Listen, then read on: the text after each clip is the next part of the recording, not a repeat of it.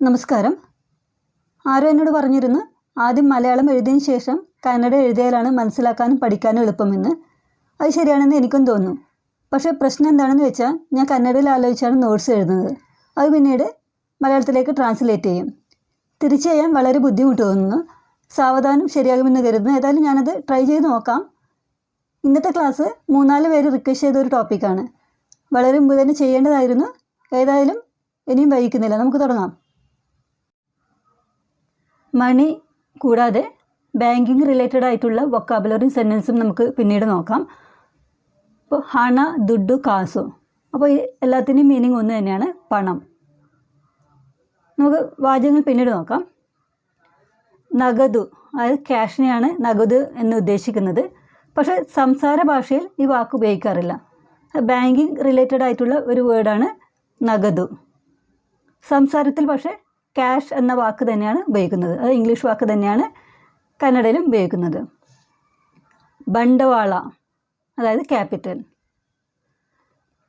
ബണ്ടവാള എന്ന് പറഞ്ഞ ഒരു സ്ഥലമുണ്ട് മംഗലാപുരത്ത്. അത് ബണ്ടവാള, ഇത് ബണ്ടവാള, അതായത് ക്യാപിറ്റൽ.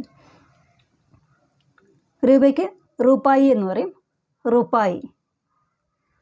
നാണയം നാണ്യ, നാണ്യ. ചില്ലറ, അത് എളുപ്പമാണ് അല്ലേ, ചില്ലറേ. ചില്ലറ എന്ന് പറയും സ്പീഡിൽ പറയുമ്പോൾ, ചില്ലറ, അതായത് സംസാരത്തിൽ ചില്ലറ എന്നുള്ളത് ചില്ലറ. അവൾ ನನಗೆ ಹಣ ಕೊಟ್ಟಳು, അതായത് അവൾ എനിക്ക് പണം തന്നു. അവൾ ನನಗೆ ಹಣ ಕೊಟ್ಟಳು.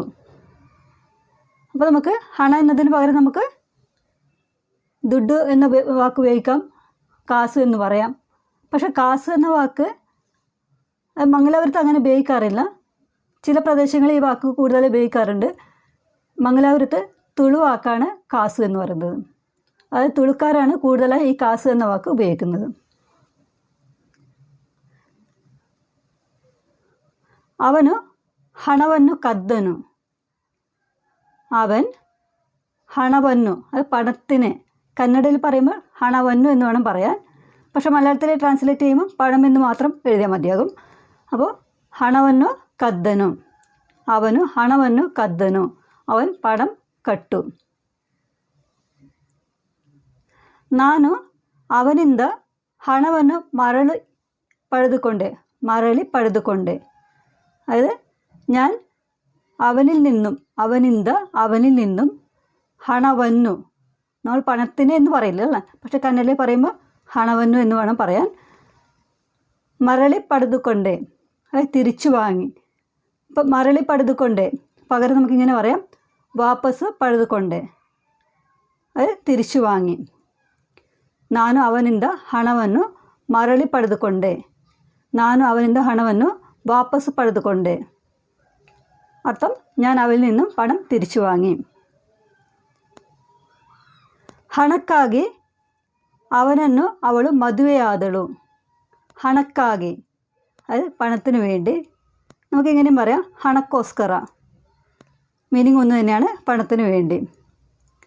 അവനನ್ನು അവനെ, അവളു അവൾ, മದುವೆಯಾದಳು, അതായത് അവനെ വിവാഹം കഴിച്ചു, അവളു മದುವೆಯಾದಳು.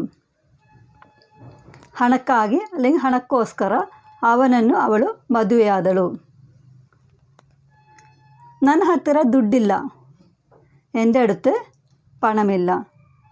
ನನ್ನ ಹತ್ತಿರ ದುಡ್ಡಿಲ್ಲ, എൻ്റെ അടുത്ത്, അതായത് എൻ്റെ കയ്യിൽ പണമില്ല എന്നർത്ഥം. ಜೇಬಿನಲ್ಲಿ ದುಡ್ಡಿರಬೇಕು, ജേബിನಲ್ಲಿ, ജേബു പോക്കറ്റ്, ജേബിನಲ್ಲಿ പോക്കറ്റിൽ, ദുഡ്ഡിറബേക്കു, അതായത് പണമുണ്ടാകും, അത് പണമുണ്ടായിരിക്കും. നീ ഒന്ന് നോക്കിയേ, പോക്കറ്റിൽ പണമുണ്ടായിരിക്കും. ജേബിನಲ್ಲಿ ദുഡ്ഡിറബേക്കു, പോക്കറ്റിൽ പണമുണ്ടായിരിക്കും, അല്ലെ പണമുണ്ടാകും. അപ്പോൾ ഇവിടെ സംസാര ഭാഷയിൽ അതായത് ജേബിನಲ್ಲಿ എന്നുള്ളത് ചുരുങ്ങി ജേബല്ലി എന്ന് പറയാം, ജേബല്ലി. അപ്പോൾ പോക്കറ്റ് എന്ന വാക്കിന് ജേബു എന്ന് പറയാം. അതായത് നമ്മൾ മലയാളത്തിൽ കീശ എന്ന് പറയില്ല, അതിന് കിസെ എന്ന് പറയാം, കിസെ. അപ്പോൾ കിസയിൽ ദുഡ്ഡിറബേക്കു, പോക്കറ്റിൽ പണമുണ്ടായിരിക്കും. ದುಡ್ಡೇ ಬೇಕಾ ಎಲ್ಲದಕ್ಕೂ? ದುಡ್ಡು പണം, ದುಡ್ಡേ പണം തന്നെ, ಬೇಕಾ വേണോ, ಎಲ್ಲದಕ್ಕೂ എല്ലാത്തിനും. ದುಡ್ಡೇ ಬೇಕಾ ಎಲ್ಲದಕ್ಕೂ, പണം തന്നെ വേണോ എല്ലാത്തിനും. ಎಷ್ಟು ಸಂಬಳ ಸಿಕ್ಕಿದರೂ ಅದು ಸಾಕಾಗುವುದಿಲ್ಲ. എത്ര ശമ്പളം കിട്ടിയാലും അത് മതിയാവില്ല. സാക്കാകുವುದಿല്ല, മതിയാവില്ല. അത് നമുക്ക് ചുരുക്കി സാക്കാകല്ല. ചിലർ സാക്കാಗದು എന്ന് പറയുന്നത് കേൾക്കാം. ಎಷ್ಟು ಸಂಬಳ ಸಿಕ್ಕಿದರೂ ಅದು ಸಾಕಾಗದು. അതായത് എത്ര ശമ്പളം കിട്ടിയാലും അത് മതിയാകില്ല. അപ്പോൾ ശമ്പളം എന്ന് പറയുന്നതിന് കന്നഡയിൽ ಸಂಬಳ. അപ്പോൾ വ്യത്യാസം ശരിക്കും മനസ്സിലായിക്കോളൂ. ഇവിടെ ഷ എന്നാണ്, പക്ഷെ ഇവിടെ സ എന്നാണ്. ಮೊದಲು ಸಾಲ ತೀರಿಸಿಕೊಳ್ಳಿ. അപ്പോൾ കടം എന്ന മലയാളം വാക്കിന് കന്നഡയിൽ സാല എന്ന് പറയും. സാല. ಮೊದಲು ಸಾಲ ತೀರಿಸಿಕೊಳ್ಳಿ, ആദ്യം കടം തീർക്കൂ. അപ്പോൾ ತೀರಿಸಿಕೊಳ್ಳಿ, തീർക്കൂ. ಒಂದು ತಿಂಗಳಲ್ಲಿ, അത് സംസാര ഭാഷയിലാണ്, ಒಂದು ತಿಂಗಳಲ್ಲಿ. അപ്പോൾ എഴുതുമ്പോൾ തിങ്കളിನಲ್ಲಿ, അതാണ് ചുരുക്കി തിങ്കളಲ್ಲಿ എന്ന് വന്നിരിക്കുന്നത്. ಒಂದು ತಿಂಗಳಲ್ಲಿ ಎಷ್ಟು ಉಳಿತಾಯ ಮಾಡ್ತೀಯಾ? ഒരു മാസത്തിൽ ಎಷ್ಟು ಉಳಿತಾಯ ಮಾಡ್ತೀಯಾ? അതായത് ಎಷ್ಟು, എത്ര, ഉളിത്തായ, അതായത് സേവ് ചെയ്യും. ഒരു മാസത്തിൽ എത്ര സേവ് ചെയ്യും? അപ്പോൾ ഇവിടെ ഉളിത്തായ. അപ്പോൾ ഉളിത്തായ മീൻസ് സേവ് ചെയ്യുക എന്നാണ് അർത്ഥം. ഞാൻ ഇവിടെ മലയാളത്തിൽ ട്രാൻസ്ലേഷൻ എഴുതാൻ വിട്ടുപോയി. കുഴപ്പമില്ലല്ലോ, ഒന്നുകൂടി ഞാൻ വായിക്കാം. ಒಂದು ತಿಂಗಳಲ್ಲಿ അല്ലെങ്കിൽ ಒಂದು ತಿಂಗಳಿನಲ್ಲಿ ಎಷ್ಟು ಉಳಿತಾಯ ಮಾಡ್ತೀಯಾ? ഒരു മാസത്തിൽ എത്ര സേവ് ചെയ്യും?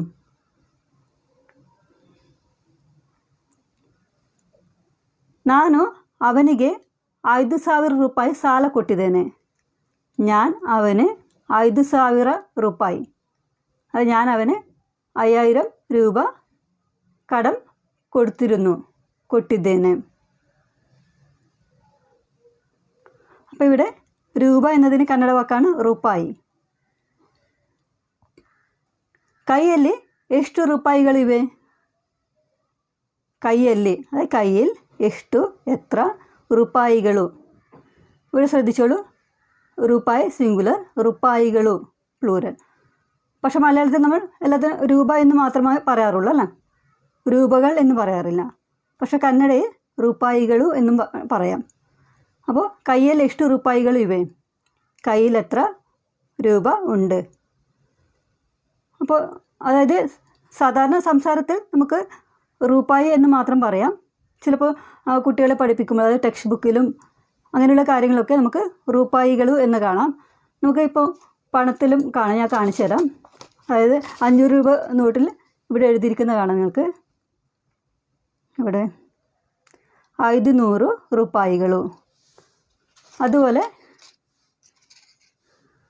ഇവിടെ 20 രൂപയുടെ നോട്ടിലും കാണാം, കണ്ടോ, 20 ರೂಪಾಯಿಗಳು. അതുപോലെ 10 രൂപയുടെ നോട്ടിലും ഉണ്ട്. അതായത് എല്ലാത്തിലും കാണാം നമുക്ക് അങ്ങനെ.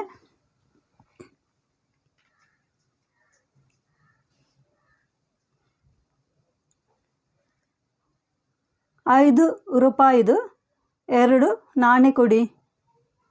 5 ರೂಪಾಯಿದು 5 രൂപയുടെ 2 നാണയ കൊടി, കോയിൻ തരൂ. 5 ರೂಪಾಯಿಗಳ എന്നും പറയാം. അതായത് പ്ലൂറലായി പറയുകയാണെങ്കിൽ, അതായത് ರೂಪಾಯಿಗಳ, ರೂಪಾಯಿಗಳು രൂപകൾ, ರೂಪಾಯಿಗಳ രൂപകളുടെ.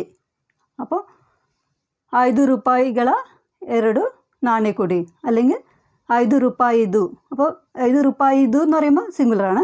5 ರೂಪಾಯಿದು 2 നാണയക്കൊടി. അപ്പോൾ നമുക്ക് പ്ലൂറലും ഉപയോഗിക്കാം, സിംഗുലറും ഉപയോഗിക്കാം. അപ്പോൾ 5 രൂപയുടെ 2 കോയിൻ തരും.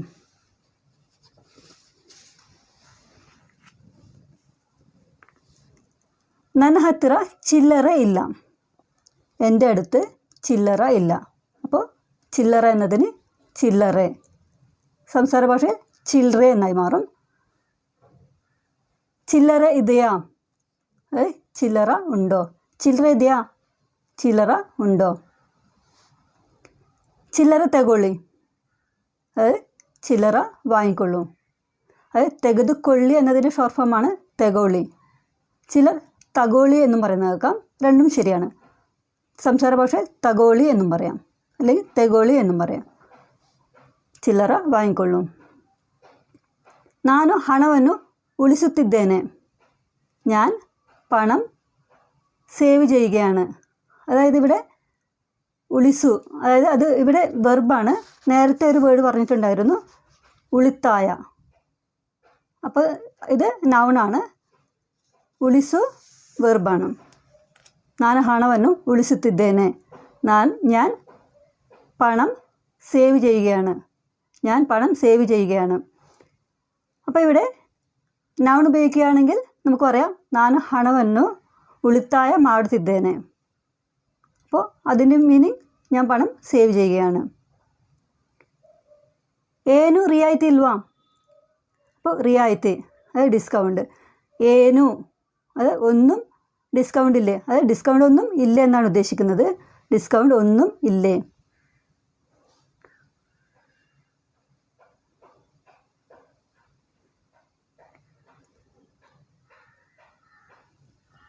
ನಿಮ್ಮನೆಯ ಖರ್ಚನ್ನು ಯಾರು ನೋಡಿಕೊಳ್ತಾರೆ?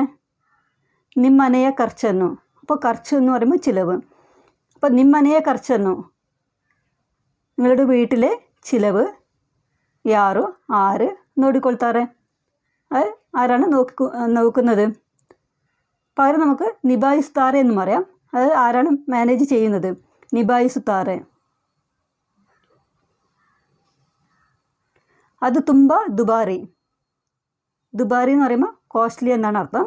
അത് തുമ്പ ദുബാരി, അത് വളരെ കോസ്റ്റ്ലി ആണ്. അപ്പോൾ ബാക്കി നമുക്ക് അടുത്ത ക്ലാസ്സിൽ നോക്കാം. Thank you.